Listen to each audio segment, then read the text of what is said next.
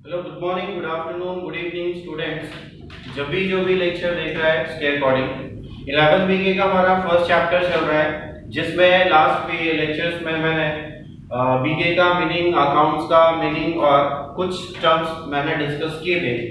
इस वीडियो में भी हम अकाउंट के कुछ टर्म्स डिस्कस करने वाले हैं, जिसको समझना, जिसको जानना हमारे लिए काफी जरूरी होता है, क्योंकि जब इन चीजों को हम समझते नहीं है तो फिर ये जो सब्जेक्ट है, ये सब्जेक्ट की समझ में नहीं आता है।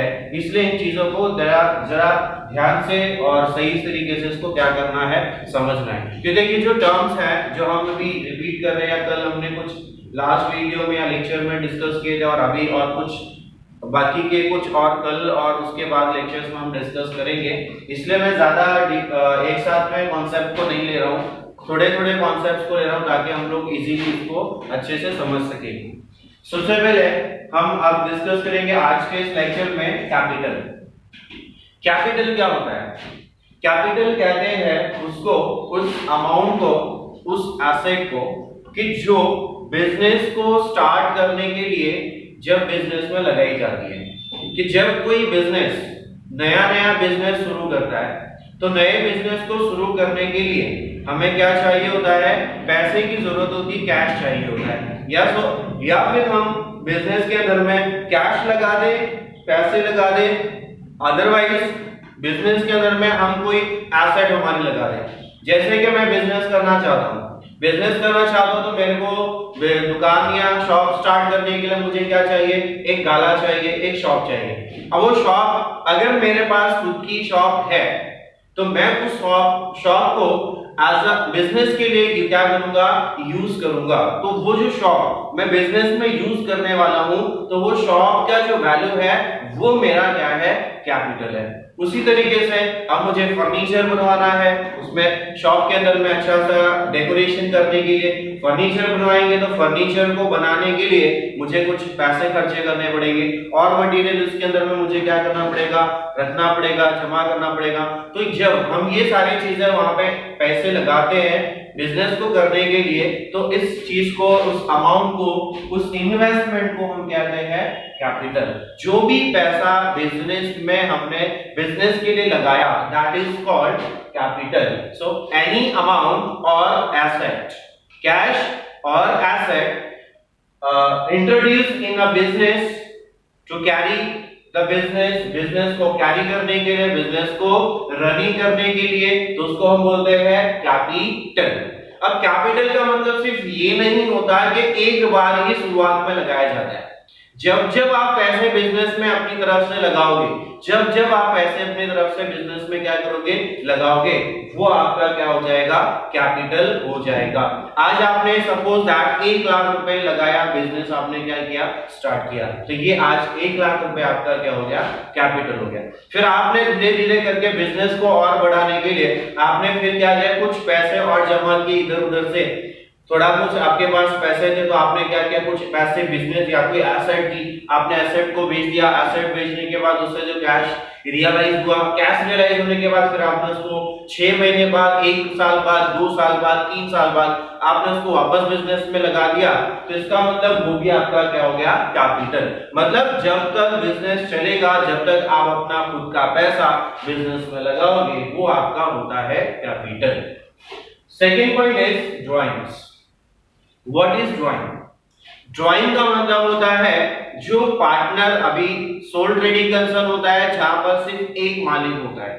पार्टनरशिप फॉर्म होता है जहां पर कम से कम 2 या 2 से ज्यादा क्या होते हैं? उसके बिजनेस के मालिक होते हैं। उसी तरीके से जॉइंट हिंदू फैमिली बिजनेस होता है जिसके अंदर में पूरा परिवार, पूरी फैमिली उस बिजनेस को क्या करती है?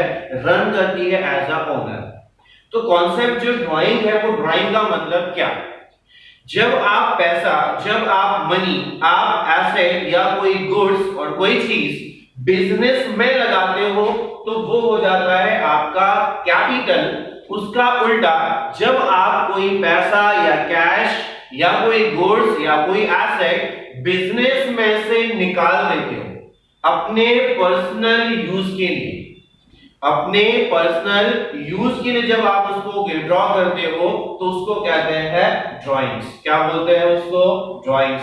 जैसे कि एग्जांपल के तौर पर अगर सपोज दैट आपका कोई भी एक शॉप है, मान लीजिए आपका एक इलेक्ट्रॉनिक का शॉप है। अब आपका इलेक्ट्रॉनिक का शॉप है तो आपको कुछ घर में लगने वाली जो चीजें होंगी वो आप क्या करोगे? आपकी दुकान से लोगे या जाके आप दूसरी जगह से परचेज करके फिर आप उसको यूज करोगे। जब आपकी शॉप है तो आपके पास अगर वो चीज है तो आप क्या करोगे? अपनी ही दुकान से लेकर आप उस चीज को क्या करोगे? इस्तेमाल करोगे। तो अब वो गुड्स आपने अपने पर्सनल यूज के लिए क्या किया? विड्रॉ किया। कहां से? बिजनेस में से। तो वो जो आपने विड्रॉ किया उसी को कहते हैं ड्राइंग्स। सो एनी अमाउंट और एसेट और गुडविल, आप कोई एसेट या कोई कैश या कोई गुड्स अगर विड्रॉ करते हो फॉर व्हाट? पर्सनल यूज, अपने प्राइवेट पर्सनल यूज के लिए, अपने पर्सनल पर्पस के लिए अगर विड्रॉ करते हो उसको बोलते हैं drawings. The next point is debtors. क्या है? डेटर्स। डेटर्स का मतलब इन शॉर्टकट अगर मैं बोलूं एक लफ्ज के अंदर में या एक वर्ड में, डेटर का मतलब होता है कस्टमर। क्या मतलब होता है? कस्टमर। वो कौन सा कस्टमर? वो वाला कस्टमर जिसे आपने गुड्स क्या किया है? उधार में बेचा है। उधार में बेचने को अकाउंटिंग के अंदर में हम कहते हैं क्रेडिट सेल करना। जैसे कि हमने लास्ट लेक्चर में ट्रांजैक्शंस की टाइप्स में पढ़ा था।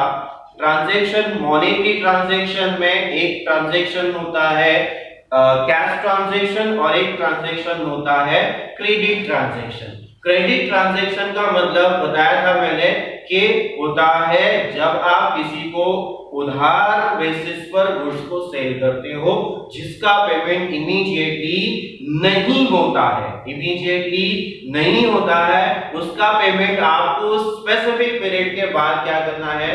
पेमेंट होता है, तो उसको कहते हैं क्रेडिट ट्रांजैक्शन। तो डेटर का मतलब एकदम सिंपल है। डेटर कहते हैं कस्टमर को, और वो कौन सा कस्टमर? जिसे आपने गुड्स या सर्विस क्रेडिट बेसिस पर क्या किया हो? सप्लाई किया हो, बेचा हो। अच्छा, उसके बाद अगर हम बात करें नेक्स्ट टर्म है दैट इज क्रेडिटर्स। क्या है? क्रेडिटर्स। क्रेडिटर्स का मतलब भी अगर मैं एक वर्ड के अंदर में बताऊं तो इसका मतलब होता है सप्लायर। क्या मतलब होता है? सप्लायर। मतलब दुकान, जिस पर्सन से आप खुद खरीदते हो, जिस पर्सन से आप गुड्स खरीदते हो। जैसे कि एग्जांपल के तौर पे एक होलसेलर है और आप रिटेलर हो, तो होलसेलर क्या करता है? रिटेलर को बेचता है। और आप कौन हो? रिटेलर। तो आप क्या करोगे? होलसेलर से गुड्स क्या करोगे? परचेज करोगे। तो आप जब गुड्स होलसेलर से परचेज करोगे वो भी कैसे? कैश नहीं, क्रेडिट बेसिस पर, उधारी के बेसिस पर अगर आप परचेज करोगे तो आप यहां पर जो यहां पे बेच रहा है, कौन बेच रहा है?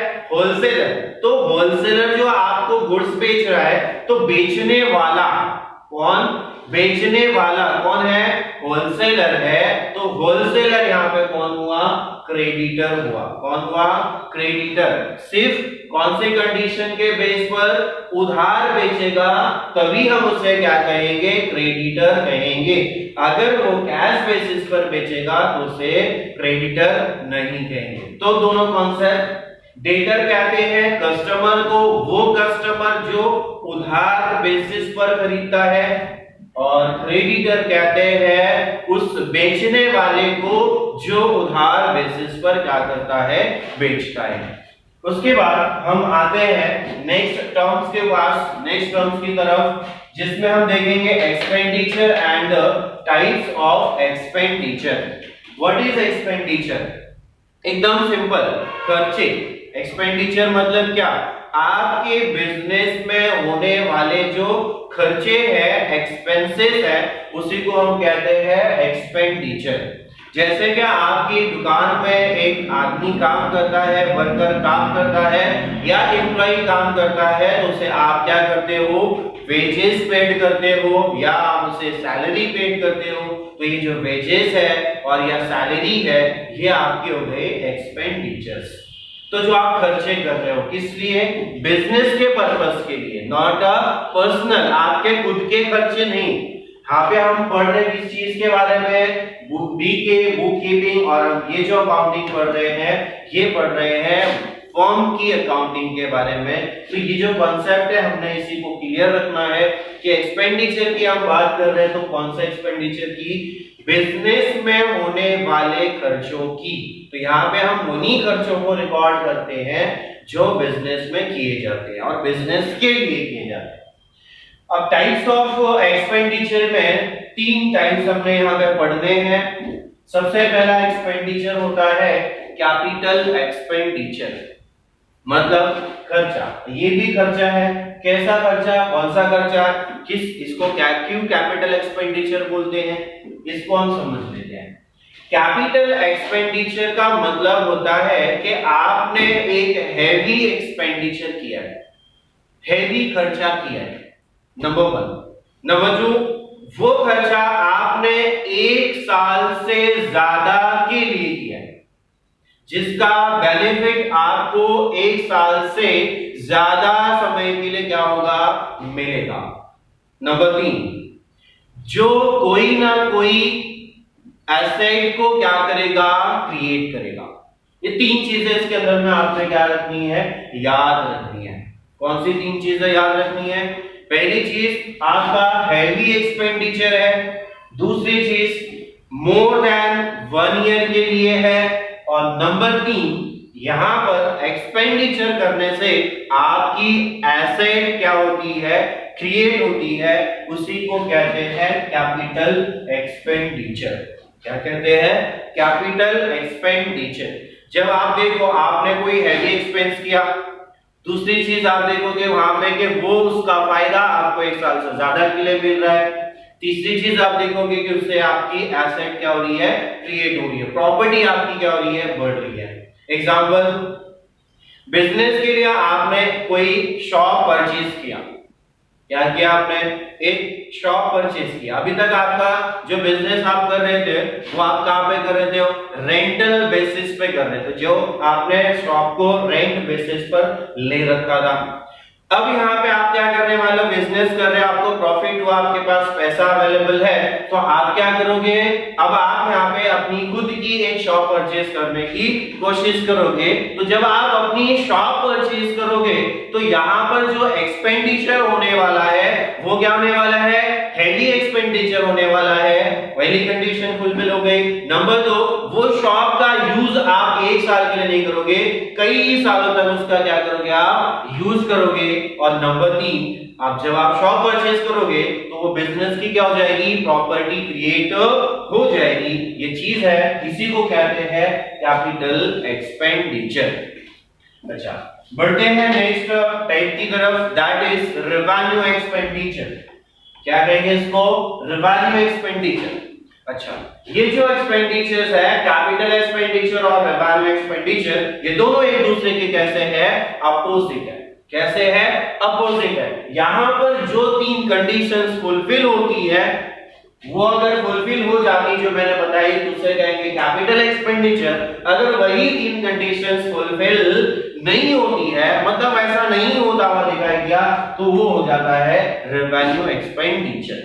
पहली कंडीशन मैंने क्या बताई थी, हैवी एक्सपेंडिचर होता है, तो यहाँ पे हैवी होगा तो यहाँ पे क्या होगा, स्मॉल एक्सपेंडिचर होगा, छोटा मोटा खर्चा होगा, बराबर है। हैवी एक्सपेंडिचर, तो यहाँ पे कौन सा एक्सपेंडिचर होगा, स्मॉल एक्सपेंडिचर। यहाँ पे मैंने कहा कि जिसका बेनिफिट आपको क्या होगा, मोर देन 1 ईयर के लिए मिलेगा, 1 साल से ज्यादा के लिए मिलेगा। लेकिन रेवेन्यू एक्सपेंडिचर वो होता है जिसका बेनिफिट आपको सिर्फ या less than 1 year, less than 1 year, 1 साल से ज्यादा का उससे बेनिफिट नहीं मिलता है। नंबर 3, कैपिटल एक्सपेंडिचर के अंदर में मैंने बताया था नंबर 3 वो बिजनेस की एसेट को क्या करेगा, क्रिएट करेगा, लेकिन रेवेन्यू एक्सपेंडिचर कोई भी एसेट और लायबिलिटी को क्रिएट नहीं करेगा। तो एसेट को क्रिएट नहीं करेगा। यहाँ पे हैवी एक्सपेंडिचर है, यहाँ पे स्मॉल एक्सपेंडिचर है। इस एक्सपेंडिचर का जो बेनिफिट है आपको मोर देन 1 ईयर के लिए मिलने वाला है। इस एक्सपेंडिचर का जो बेनिफिट है वो आपको लेस देन 1 ईयर मिलने वाला है। और इसके एक्सपेंडिचर करने से आपकी एसेट क्रिएट हो जाती है और ये एक्सपेंडिचर करने से आपकी कोई एसेट क्रिएट नहीं होती है। जैसा कि मैंने इसका एग्जांपल दिया कि अगर आपने कोई शॉप परचेज किया या फिर आपने कोई लैंड परचेज किया या फिर आपने बिजनेस के अंदर में डिलीवरी करने के लिए कोई कार या मोटर वैन परचेज किया, तो ये जो एक्सपेंडिचर हो गए आपके कैपिटल एक्सपेंडिचर्स हो गए। अब रेवेन्यू एक्सपेंडिचर में क्या आएगा, जो आपका खर्चा 1 साल से कम का होता है। जैसे कि आपका दुकान रेंट बेसिस पर चल रहा है, तो आपका जो रेंट है वो आपका रेंट क्या हो गया, रेवेन्यू एक्सपेंडिचर, जो आप हर महीने क्या करते हो, पेड करते हो, जिसका फायदा आपको 1 महीने तक ही मिलता है। दूसरा है आप जो वर्कर्स को क्या करते हो, सैलरी या वेजेस पेड करते हैं एम्प्लॉइज को, तो जो आप वेजेस पे कर रहे हो आपके वर्कर्स को या सैलरी पे कर रहे हो आपके एम्प्लॉइज को, तो ये जो एक्सपेंडिचर्स है ये आपके हो गए कौन से एक्सपेंडिचर, रेवेन्यू एक्सपेंडिचर। आपके बिजनेस में आपकी शॉप का है लाइट का बिल आता है, सो ये लाइट बिल आपका हो जाता है रेवेन्यू एक्सपेंडिचर। नाउ अब बढ़ते हैं नेक्स्ट टॉपिक ना लास्ट टाइम की तरफ, deferred revenue expenditure. Deferred revenue expenditure का मतलब होता है इन दोनों का कॉम्बिनेशन। क्या होता है, इन दोनों का कॉम्बिनेशन। ये दोनों का कॉम्बिनेशन जो होगा उसी को हम कहते हैं डिफर्ड रेवेन्यू एक्सपेंडिचर। क्या बोलेंगे इसको, डिफर्ड रेवेन्यू एक्सपेंडिचर। अब यहां पे उसको बोलेंगे रेवेन्यू एक्सपेंडिचर। जैसे कि एग्जांपल के तौर पे कि हम कभी-कभी जो खर्चा करते हैं एडवर्टाइजमेंट का, किसका खर्चा करते हैं, कभी-कभी हेवी एडवर्टाइजमेंट का हम खर्चा कर देते हैं, जिस एडवर्टाइजमेंट को हम यूज करते हैं 4 साल 5 साल के लिए। कितने साल के लिए, 4 साल या 5 साल के लिए या 2 साल के लिए।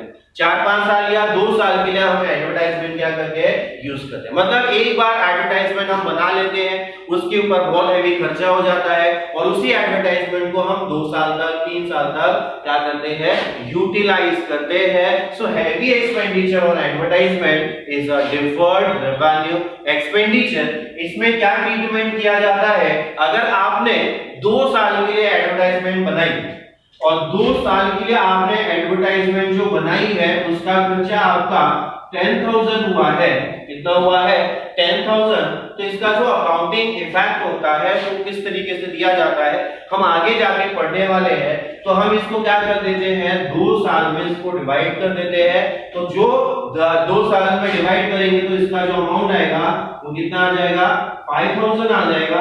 ये 5,000 हमारा इस साल का है, बचा हुआ 5,000 हमारे आने वाले साल का है। इसीलिए इसको हम 5,000 को, एक 5,000 को हम क्या करते हैं, प्रॉफिट एंड लॉस अकाउंट में लिखते हैं और इसका दूसरा जो 5,000 बचा हुआ है उसका हम इफेक्ट देते हैं एसेट्स में। कहां देते हैं, एसेट्स में। मतलब ये आपका रेवेन्यू हो गया और ये आपका एक्सपेंडिचर हो गया। मतलब जो आप एक्सपेंडिचर कर रहे हो उसके अंदर में रेवेन्यू एक्सपेंडिचर भी है और कैपिटल एक्सपेंडिचर भी होगा। इसलिए मैंने कहा कि दोनों का कॉम्बिनेशन। यहाँ पे कैपिटल एक्सपेंडिचर आप किसे कहोगे, जो मोर देन 1 ईयर के लिए होता है। रेवेन्यू किसे कहोगे, जो लेस देन 1 ईयर होता है। लेकिन ये एक्सपेंडिचर ऐसा होता है जिसके अंदर में रेवेन्यू भी होता है और कैपिटल एक्सपेंडिचर भी होता है। आई होप कि आपको कुछ कॉन्सेप्ट समझ में आए होंगे। अगर आपको कोई कॉन्सेप्ट समझ में नहीं आया है तो आप नीचे कमेंट कर सकते हो। Thank you.